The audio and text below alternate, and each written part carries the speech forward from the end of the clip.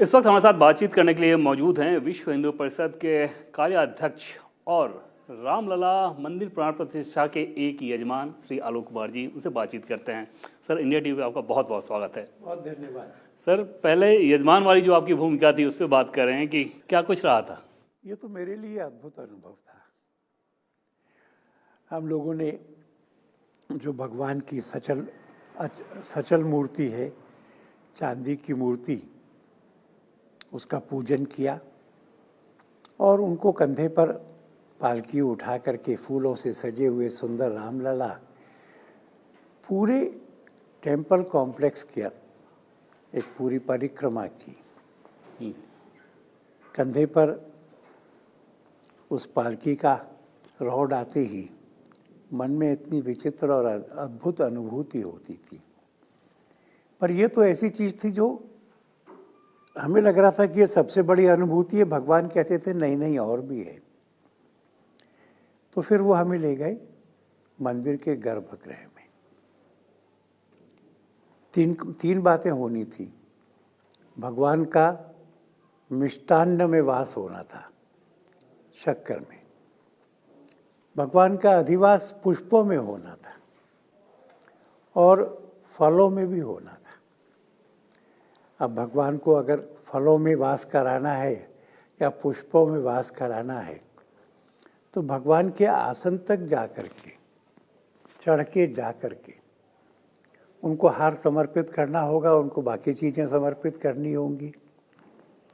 इस प्रक्रिया में उनकी भुजाओं को छूने का, उनके सीने को स्पर्श करने का और चरणों पर सिर रखने का ऐसा अद्भुत मौका मिला है जो बाद में पुजारी के अलावा कभी किसी को मिलेगा ही नहीं। 22 जनवरी के बाद ये अवसर किसी और को नहीं मिलने वाला है। नहीं मिलेगा पुजारी को छोड़ करके, क्योंकि गर्भगृह में पुजारी को अनुमति होती है।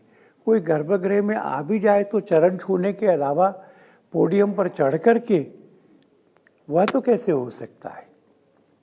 तो भगवान ने ऐसा सद्भाग्य दिया।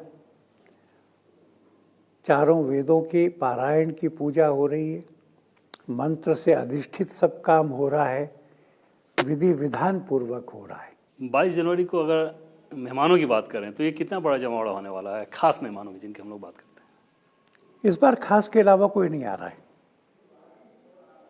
4,500 संत हैं और वो संत देश में जो हिंदू समाज की 150 अलग अलग धाराएं हैं उन सब धाराओं में से आ रहे हैं, सब जिलों में से आ रहे हैं।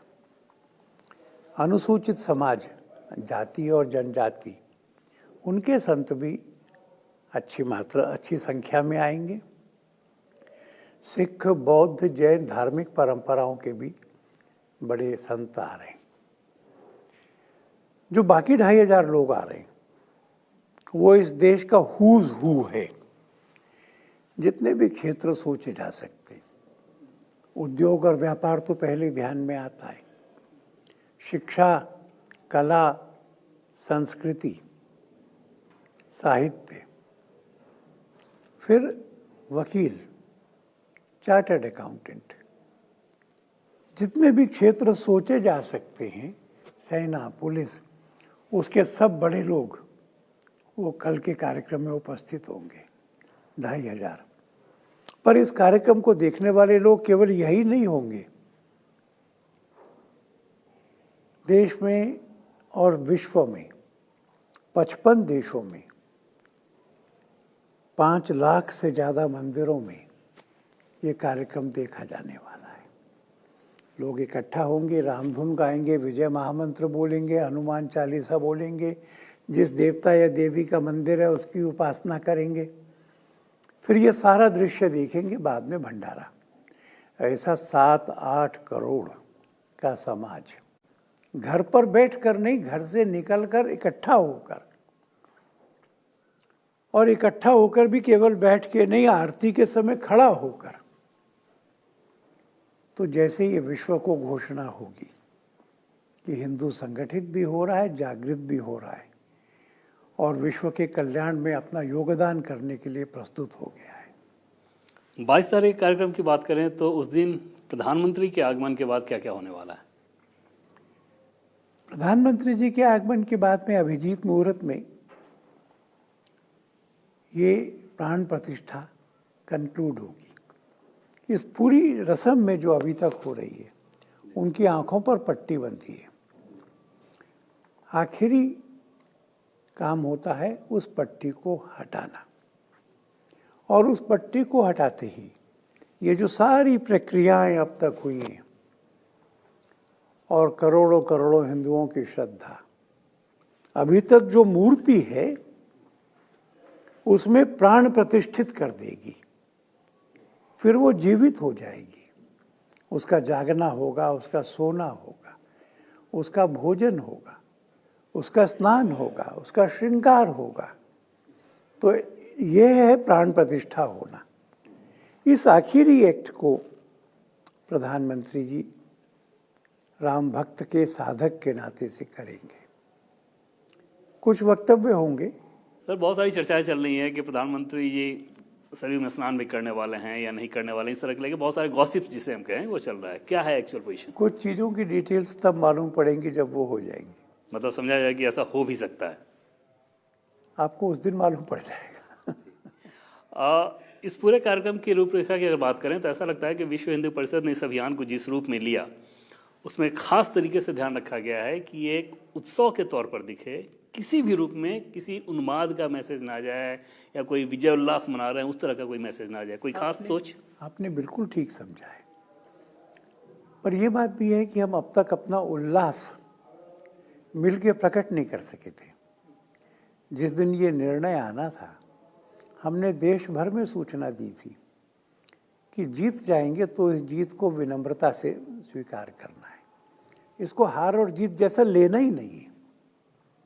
एक अभियान था, अभियान सफल हुआ, और इसलिए उस दिन कोई जुलूस, कोई नारेबाजी, कुछ नहीं, शोभा यात्रा। तो उस समय हमने मना किया था, लोगों ने माना नहीं किया। फिर जब प्रधानमंत्री भूमि पूजा के लिए आए तो कोरोना चल रहा था जी। हमने यहाँ पर भी 150 ही अतिथि बुला सके थे। तो उल्लास प्रकट करने का, आनंद प्रकट करने का, नाचने का, गाने का, सड़क पर शोभा यात्रा का, पूजित चावलों को लेकर के मंगल कलश निकालने का, ये उल्लास कल प्रकट होगा। पर ये उल्लास अपने आत्मविश्वास की, स्वाभिमान की पुनर्स्थापना का उल्लास है, और इसलिए किसी के विरोध में नहीं है, किसी को चिढ़ाने के लिए नहीं है, हम किसी से जीत कर आए हैं ऐसा भी नहीं है।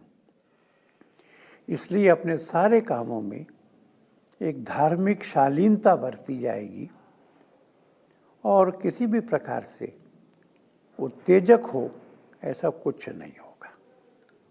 लेकिन राजनीतिक गलियारे से अगर देखें तो वहाँ पर कुछ बयान ऐसे आ रहे हैं जो ऐसा लग रहा है कि इस पूरे मामले में विचित्र प्रकार का विवाद पैदा करने की कोशिश कर रहे हैं। जैसे अभी मूर्ति की बात हुई, दिग्विजय सिंह कांग्रेस के बड़े नेता हैं, उनका ये कहना कि मूर्ति को लेकर ऐतराज़ की ऐसी मूर्ति नहीं होनी चाहिए थी, माता कौशल्या के गोद में वाली कोई मूर्ति होनी चाहिए थी, फिर जगह को लेकर विवाद करना है, इसे कैसे देखते हैं?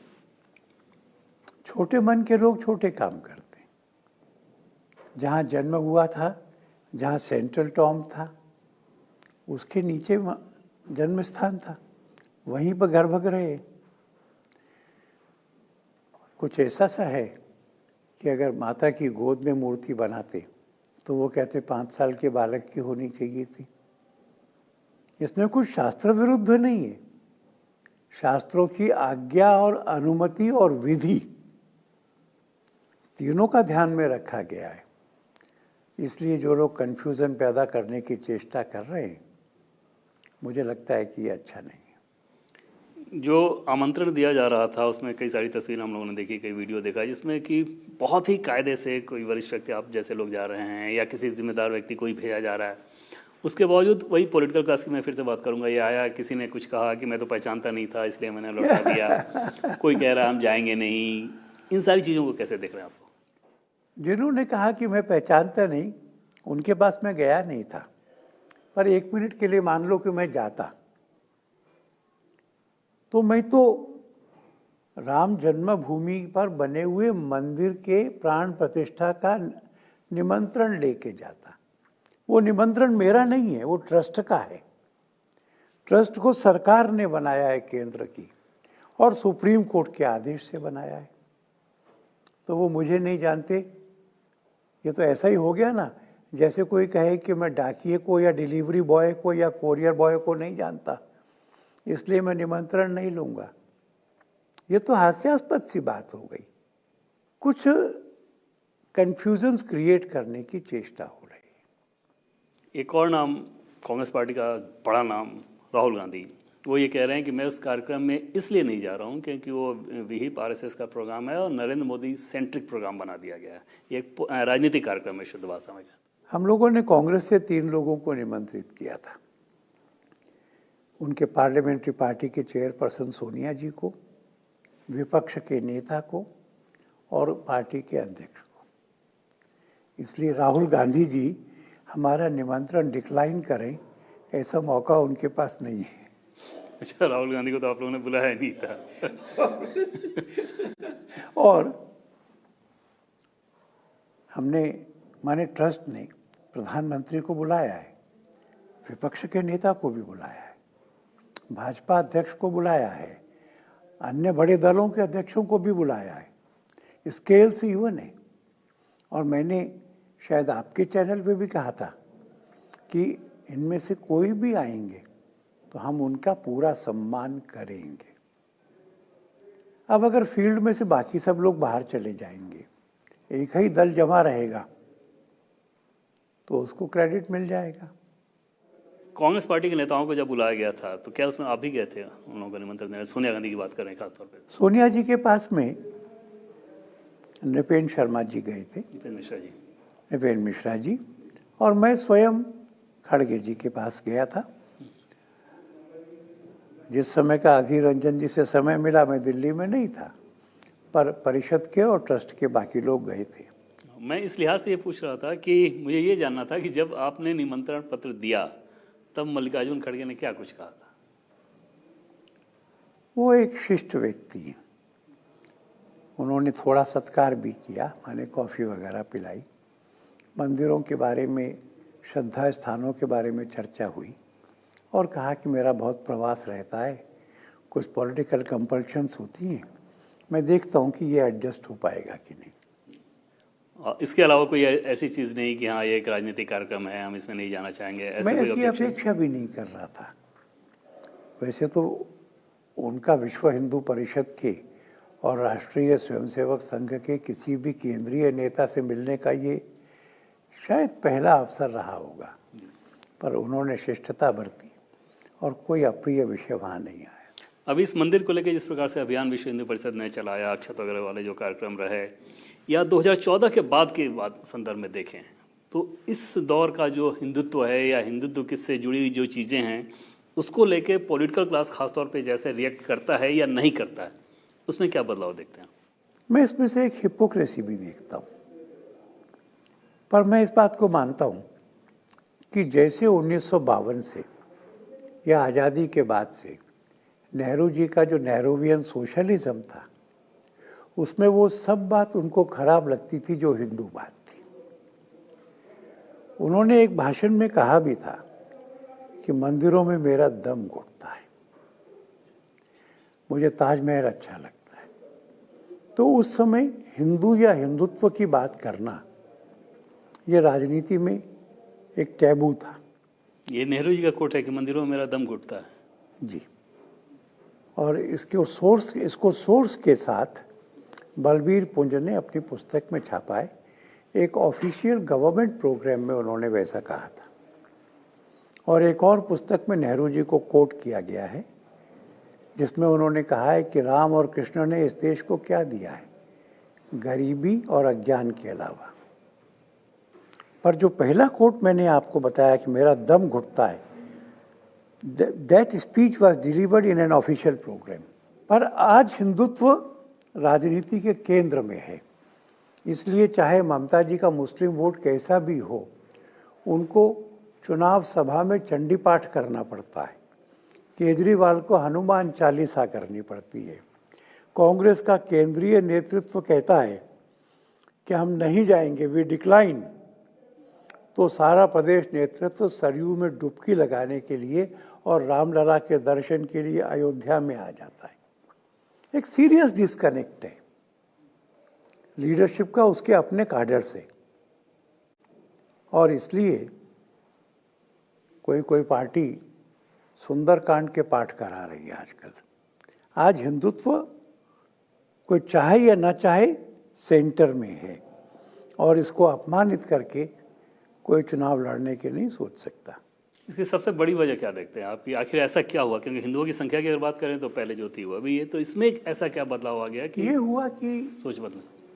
हिंदू जाति के आधार पर तब वोट नहीं करता जब कोई बड़ा इमोशनल इशू सामने होता है। पहले मुसलमान इकट्ठा होता था और हिंदू बटा रहता था, इसलिए मुस्लिम वोट बैंक ये एक डिसाइडिंग फैक्टर जैसी भूमिका अपनाता था। अब मैं ये नहीं कह रहा हूँ कि ये एक अच्छी बात है, पर अब ये साबित हो गया है कि लोकसभा का चुनाव उत्तर प्रदेश, मध्य प्रदेश, राजस्थान जैसे, गुजरात जैसे अनेक राज्यों का चुनाव मुस्लिम वोट्स के बगैर जीता जा सकता है। ये जो अंतर आया है, और मैं उन लोगों से कहना चाहता हूं जो डर के मारे हमारे कार्यक्रम में नहीं आ रहे हैं, कि अगर आप मुस्लिम वोट बैंक बनाएंगे तो उसके रिएक्शन में एक हिंदू वोट बैंक जरूर बनेगा। उसकी जिम्मेवारी आप पर होगी, क्योंकि आप मुस्लिम वोट बैंक बना रहे हैं।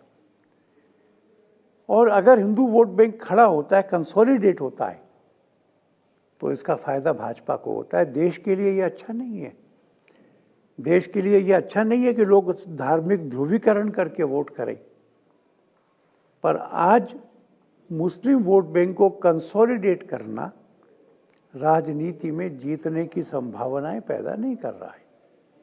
मतलब आप ये कह रहे हैं कि कुछ दल इस वजह से नहीं आ रहे हैं कि उन्हें ये डर है कि जो मुस्लिम अपीजमेंट पॉलिटिक्स वो करते हैं, उस वजह से वो नहीं आ रहे हैं? मुझे ऐसा अंदाजा है। नरेंद्र मोदी का रोल कैसे देखते हैं 2014 के बाद अब तक, अगर सांस्कृतिक विरासत को सहेजने, संवारने, आगे बढ़ाने के तौर पे विश्व हिंदू परिषद के अध्यक्ष के तौर पे आप कैसे देखते हैं? परिषद के अध्यक्ष के तौर पे मुझे पता नहीं, क्योंकि हमने परिषद में चर्चा नहीं की है, पर मैं ये मानता हूँ कि इस देश को कॉलोनियल माइंडसेट से मुक्त करके, औपनिवेशिक मानसिकता से मुक्त करके, अपनी हवा, अपनी संस्कृति में सांस लेना,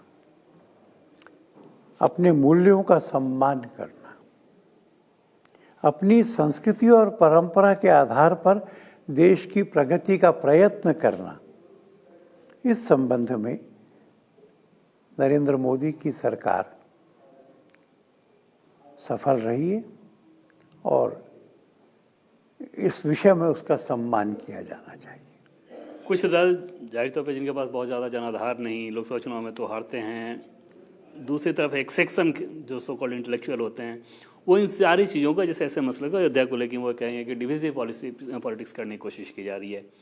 आप लोग जब ग्राउंड पे काम करते हैं तो हिंदुओं के बीच इस नैरेटिव को कैसे लिया जाता है? मैं ये कहूँगा कि राम मंदिर का अभियान मुसलमानों के खिलाफ नहीं है। आखिर मुलायम सिंह के समय जिन लोगों को लखनऊ से अयोध्या पैदल आने के लिए मजबूर किया गया था, 135 किलोमीटर, और वो उनकी संख्या दसियों हजारों में थी, वो गांव के रास्ते से आए थे। अगर ये अभियान मुसलमानों के खिलाफ होता तो गांवों में पढ़ने वाली छोटी मस्जिदों का क्या होता? किसी एक मस्जिद की एक भी ईंट नहीं निकाली गई, किसी मुस्लिम बुजुर्गों को थप्पड़ नहीं मारा गया, एक भी कन्या ने शिकायत नहीं की कि मुझे गाली दी है। अभियान मुसलमानों के खिलाफ नहीं था, सब मस्जिदें सुरक्षित रहीं। जिस ढांचे के बारे में हम मानते हैं कि राम जन्मभूमि पे बना था, हमको अपमानित करने के लिए बना था, केवल उस ढांचे का था। तो इसलिए मैं मानता हूं कि संविधान में जो सबको समान अधिकारों की गारंटी दी गई है, विश्व हिंदू परिषद उसके विरोध में नहीं है। वो इस समानता को स्वीकार करती है, समान अधिकारों को भी स्वीकार करती है। अंसारी जी का बयान हमने देखा था कि उनको इनविटेशन मिला है, वो बहुत खुशी खुशी शिरकत करना चाहेंगे। बहुत सारे दरगाहों की तस्वीरें दिख रही है जहाँ पे वो सफाई कार्यक्रम, स्वच्छता कार्यक्रम, ऐसी चीज़ें चल रहा है। दीपक जलाने की बात कही जा रही है। दिल्ली में भी निजामुद्दीन औलिया के सामने दीपक जलाने की बात कही जा रही है। आम मुसलमानों को कैसे आप देखते हैं, अगर पॉलिटिकल क्लास को छोड़ दे तो, कि इस अयोध्या के प्रसंग को लेकर? मेरे पास कश्मीर के मुसलमान आए थे, भाई और बहन। वो 2 किलो केसर लाए थे, ऑर्गेनिकली प्रोड्यूस्ड, और वो उन्होंने रामलला की सेवा के लिए मुझे भेंट की। मैंने कहा तुमने क्यों करी? तो उन्होंने कहा इसलिए कि राम हमारे पुरखा हैं। मजहब अलग है, पूजा पद्धति अलग है, पर जो 85% पसमानदा मुसलमान हैं, उनका वंश तो भारतीय है। इस पीढ़ी, 2 पीढ़ी, 4 पीढ़ी पहले वो मुसलमान बने होंगे, उससे पुरखे नहीं बदल जाते। मैं समझता हूँ कि बहुत सारे मुसलमानों को ये बात अब समझ में आ रही है। ये बात का साफ साफ निर्णय होना चाहिए। बाबर और औरंगजेब हमलावर थे, वो बाहर से आए थे। उन्होंने यहाँ के समाज को अपमानित करने के लिए मंदिर तोड़ करके उसके मसाले से मस्जिदें बनाई थी। ये पूजा की जगह नहीं थी, ये एक साम्राज्यवादी नीति थी जिसमें विजयी जाति ने पराजित लोगों को परपेचुअली इंसल्ट करने के लिए बनाया था। सदुद्दीन ओवैसी तो समझा जा सकता है कि कितने ज़्यादा हमलावर रहते हैं इन सारी चीज़ों को लेकर। उनकी एक फ़ैन फॉलोइंग भी है, लोग भी जाते हैं, उनको सुनते हैं, तालियां बजाते हैं। उनके बयानों को कैसे देखते हैं? आपने फ़ैन फॉलोइंग की बात की है, मुझे पता नहीं आपने कैसे उसको असेस किया है। मैंने कैसे असेस किया ये आपको बताता हूँ। राम जन्मभूमि के फैसले के पहले कहा था, अगर इस ज़मीन को हिंदुओं को दिया गया तो ये हो जाएगा, वो हो जाएगा, दंगे हो जाएंगे। सुप्रीम कोर्ट ने सर्वसम्मति से फैसला किया। क्या सारे देश ने, मुसलमानों समेत सारे देश ने शांति से स्वीकार नहीं कर लिया? 22 जनवरी के बाद राम मंदिर को लेके विश्व हिंदू परिषद का कार्यक्रम आगे का कैसा रहने वाला है? राम मंदिर हो गया है, इसके आगे हमारा कुछ काम राम मंदिर का नहीं है। मंदिर को चलाना, उसकी व्यवस्था करना, उसका चंदा, उसमें डोनेशंस, ये सब ट्रस्ट देखेगा।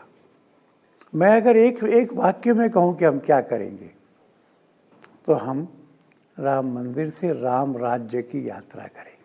अयोध्या के एजेंडे के बारे में तो आपने बता दिया कि आगे क्या कुछ होना है। मथुरा की बात करें, मामला कोर्ट में है, उसको लेकर क्या कुछ उम्मीदें हैं विश्व हिंदू परिषद की? हमारा मुकदमा बहुत अच्छा है। मैं एक वकील के नाते कह रहा हूँ, हम जीतेंगे उसमें। अयोध्या वाली कहानी मथुरा में भी दोहराई जाएगी? नहीं तो अयोध्या में हमें संघर्ष करना पड़ा, अयोध्या में बहुत लोगों को प्राण देने पड़े। मथुरा काशी के बारे में हम अपने समाज को ये आश्वासन देना चाहते हैं कि संवैधानिक प्रक्रियाओं के अंतर्गत इसका हल निकलेगा। वो हल, क्योंकि फिर मैं एडवोकेट के नाते पूछूं, क्या आपको लगता है कि जो कुछ साक्ष्य हैं, सबूत हैं, वो ऐसा लग रहा है कि वो जो हिंदू जिस बात को कहते हैं उसमें ज़्यादा वजन है? दोनों मुकदमों के बारे में ऐसा लग रहा है। अभी तो वज़ू खाने की सफाई होगी। अगर वो शिवलिंग है, मैं मानता हूँ है, अगर कोर्ट ने भी शिवलिंग माना तो उस स्थान की नेचर मस्जिद की होगी क्या? क्या मस्जिद में शिवलिंग होता है? क्या मस्जिद में देवी देवताओं के चित्र होते? अगर सर्वे ने ये बताया कि इस स्थान की प्रकृति मंदिर की है, तो उस स्थान की प्रकृति अगर आज भी हिंदू है तो फिर 91 का एक्ट बाधक नहीं बनेगा उसमें। आलोक जी, इंडिया टीवी से बातचीत करने के लिए आपका बहुत बहुत धन्यवाद और 22 जनवरी के लिए ढेर सारी शुभकामनाएं। बहुत धन्यवाद। हम आप सब 22 जनवरी का आनंद मनाएंगे।